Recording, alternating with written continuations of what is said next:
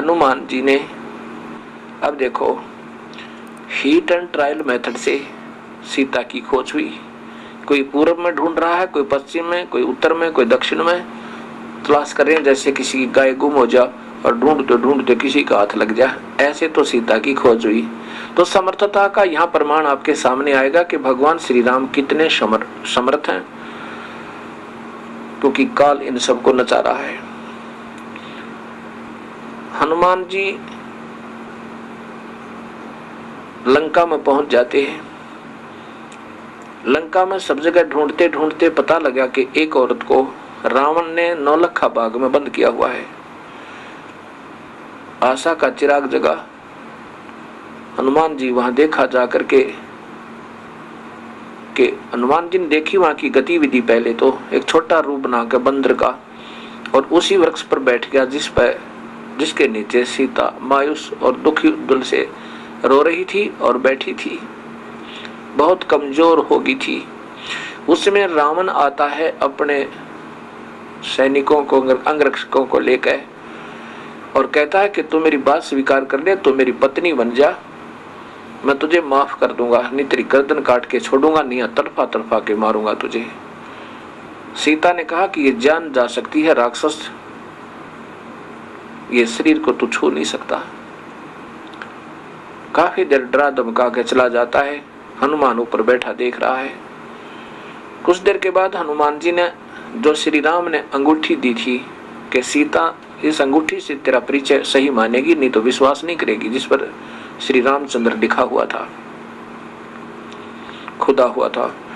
अब जो ही ऊपर से वो अंगूठी यानी छाप डाली, वह रिंग डाली सोने की, सीता ने देखा श्री रामचंद्र जी की अंगूठी को, तो रोज देखा करती थी, तुरंत पहचान ली। ऊपर देखा, वो हो तो बंदर बैठा है, और कहने लगी रे बंदर, तूने एक जख्म और कर दिया मेरे हृदय में।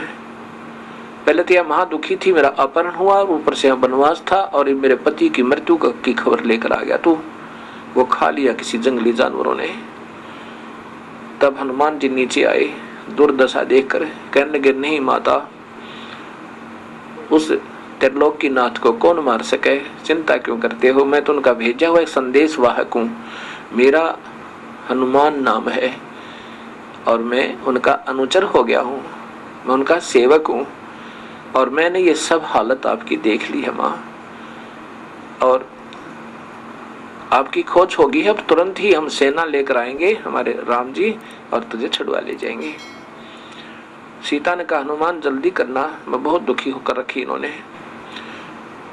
तो हनुमान जी ने कहा कि माँ मुझे भूख लगी है, कुछ फल तोड़ के खा लूं। सीता ने कहा, भाई ये दो जोड़ू हाथ तेरे थे, फल तोड़ कर मत खा लिए भाई, नहीं तो मुझे ये जान से मार डालेंगे ये राक्षस। बेटा भाई कोई नीचे गिरा हुआ ना, नीचे गिर गया हो, पड़ा हो टूट के, अपने आप तो फल खा लेना, नहीं तो मेरा ब्योत नहीं तुझे भोजन भी कराने का, मेरी हिम्मत नहीं है इनको कुछ कह दूं, और तो फल तोड़ के खा लिया ना, मेरे को कोड़े मार लगाएंगे ये। ऐसे को गिरा हो नीचे तो भाई खा ले, और फिर जाके संदेशा दे दे। हनुमान जी ने देखा कि देख राक्षस ने क्या हाल कर रखा, एक औरत के साथ ऐसा जुल्म। क्या वो नर मनुष्य होते हैं, वो योद्धा होते हैं जो औरतों को तंग करें, राक्षस। तो हनुमान जी का गुस्सा उठा। पहले तो खूब तोड़ तोड़ कर फल खाए कि थोड़ी खुराक सी को 5-4 मन में तो ऊंचा क्या होगा, 1-2 क्विंटल खाए तोड़ तोड़ के, और फिर उन वृक्षों को पकड़ के और जड़ से उखाड़े और समुद्र में फेंक दे। तोड़ गिरा सारा बाग न हला हला के। अब रखवाले पकड़ना, उनका एक मुक्का धरती में गट जावे, जमीन में जा नुनसा, उसका एक मारे 4 पड़े, एक का गदा ठोके 4 मरे। ऐसे वहां तहलका मचा दिया। यह लंबी कथा सबको मालूम है, ज्यादा ना लंबा करके मैं इतना कहना चाहता हूँ। फिर सीता से कहा कि माँ मैं अब जा रहा हूँ। सीता जी ने अपना कंगन, हाथ का कंगन दिया, सोने का बना हुआ एक, और कहा कि हनुमान जी ये कंगन ले जा भाई, इस कंगन के बिना भगवान श्री राम विश्वास नहीं करेंगे कि मेरी तलाश होगी है, क्योंकि वो बहुत दुखी है, उनका विश्वास उठ चुका है।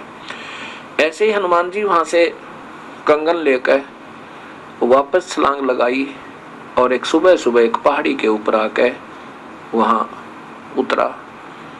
वहां देखा एक निर्मल सरोवर है पहाड़ के बीच में। वहां सोचा स्नान कर लूं, साथ में समुद्र है। उस निर्मल जल सरोवर में स्नान करने के लिए उस कंगन को एक पत्थर पे रख दिया और कपड़े उतार के वहां स्नान करने लग गया। उधर से एक बंदर आया, उस बंदर ने उस कंगन को उठाया और श्री हनुमान जी की दृष्टि उस कंगन पर ऐसे थी जैसे सर्प की मणि पर होती है जब वो ओस चरने जाता है।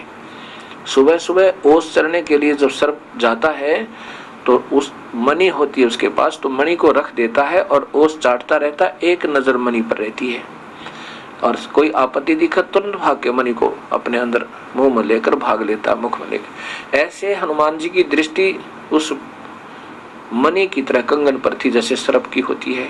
इतने में एक बंदर आया और दृष्टि हनुमान जी की थी ही, जो ही वो उठाकर भागा तो हनुमान जी ने सोचा कहीं ये कमबख्त समुद्र में ना डाल दे।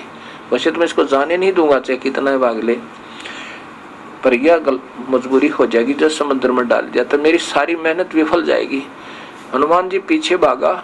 इतने में वो बंदर एक आश्रम में प्रवेश किया बंदर ने, और देखते ही देखते एक मटके में, अच्छा ऊंचा मटका रखा था, उसमें कंगन डालकर आगे भाग गया। हनुमान जी ने राहत की सांस ली, चलो ठीक है मटके में है उठा लूंगा। अब आगे देखा कि एक ऋषि बैठे हैं मुनिंदर नाम के, तो मटके में झांक कर देखा हनुमान जी ने, उस मटके में ऐसे ऐसे कंगन अनेकों पड़े थे। उठाकर देख रहा है, विचलित हो गया कि ये तो सारे एक जैसे ही हैं, ना जाने वो ओरिजिनल कौन सा है। बड़ा असमंजस में हो गया कि तो बात बिगड़ गई। ऋषि के पास गया, ऋषिवर मैं हनुमान हूं, पवन पुत्र हनुमान हूं और श्री राम का दास हूं, श्री रामचंद्र जी का, और ऋषि जी सीता जी की खोज हो गई है। मुनिंदर जी कहने लगे कौन हनुमान, कौन सा हनुमान, कौन सा राम, कौन सा सीता, बता तो मुझे। तो हनुमान जी कहने लगे ऋषि जी आप कौन सी दुनिया में रहते हो? सारे जंगल में सबको मालूम है कि सीता का अपहरण हो गया। श्री राम की पत्नी अर्थात त्रिलोक की नाथ श्री राम की पत्नी सीता जी का अपहरण हो गया था, उसकी तलाश में करके आया हूँ। तो मुनिंदर जी ने पूछा मैं यही पूछना चाहता हूँ कि कौन से नंबर का राम है ये श्री राम दशरथ पुत्र? अब हनुमान जी कहने लगे ये क्या बात कर रहे हो आप, नंबर क्या होते हैं? अकान नंबर होते हैं भाई हनुमान जी, बैठ जा तुझे बताता हूँ। ये काल के जाल में फंसे हुए हो तुम सभी, और इस काल ने ये मेरी प्यारी आत्मा ये सभी यहाँ पर उलझा रखी है। पूरी कहानी सुनाई। हनुमान जी को कुछ बात स्वीकार हुआ, कुछ अस्वीकार हुआ, चिंता बनी हुई है कि मैंने जाके संदेशा देना है। कुछ सुना बातों को, कुछ नहीं सुना। फिर कहा कि ऋषिवर मुझे ये बता कि ये कंगन कौन सा है मेरा?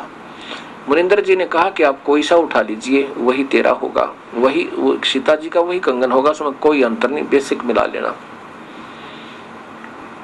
फिर सारी कहानी बताई मुनिंदर जी ने कि मैं यहाँ बैठा हूँ और ये रामचंद्र 30 करोड़ होकर जा दिए।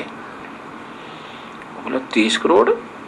हाँ ये रामचंद्र तो 30 करोड़ हो लिए। तेरे जैसे हनुमान नई आत्मा आती है, अब आप अपनी मलाई खाकर चले जाओगे, शुभ कर्म है आपके, अच्छे भक्त आत्मा हो, सत भक्ति, क्योंकि पूर्ण काल की भक्ति आपको मिली नहीं, काल की भक्ति आप कर रहे हो, पूर्ण परमात्मा की भक्ति सही तुम्हें प्राप्त नहीं। तो ऐसे ही अपने मनुष्य जन्म को बर्बाद करके कुछ दिन स्वर्ग में रहोगे और फिर कुछ दिन अपने नरक भोग कर 84 में चले जाओगे, और नए युग में, त्रेता युग में नया तू होगा और नए और नव कितने की राम होकर जा लिए ये अवतार।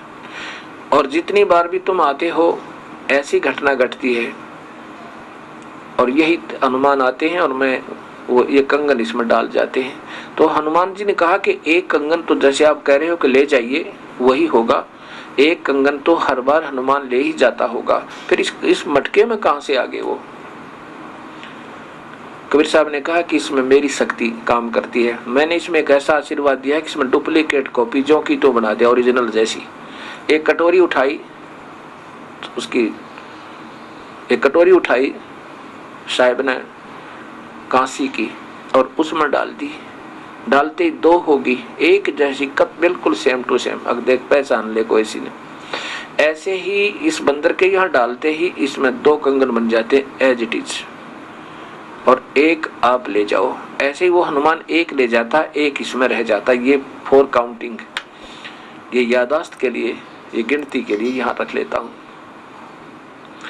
और हनुमान जी भक्ति कर ले डंग दबाई, विधिवत साधना करो। ये निरंजन ब्रह्म तक की साधना था, शंखों बार कर ली तूने।